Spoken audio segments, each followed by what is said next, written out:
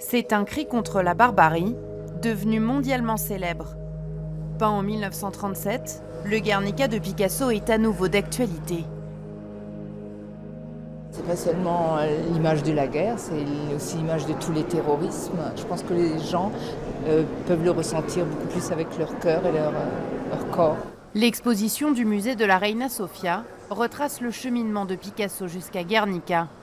Comme avec ses 3 danseuses de 1925, où Picasso quitte le cubisme et entame l'une de ses nombreuses métamorphoses. Les corps se décomposent. C'est un élément que Picasso va beaucoup travailler dans les années 30.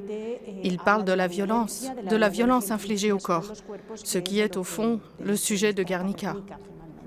L'exposition permet aussi de retracer les 1001 vies de Guernica, grâce à des archives exceptionnelles retrouvées par les documentalistes du musée.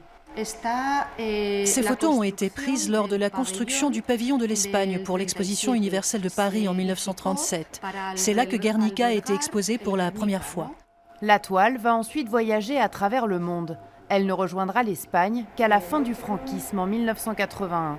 Picasso voulait que le tableau revienne en Espagne, comme s'il était lui-même rentré au pays.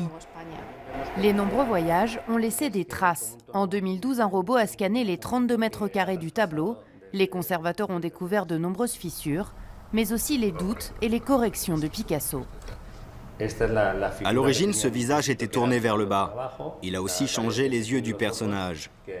Regardez à cet emplacement sous la peinture, on distingue d'autres yeux.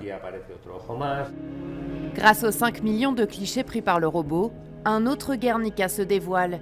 Des étapes de création révélées pour la première fois et accessibles aux internautes d'ici la fin de l'année.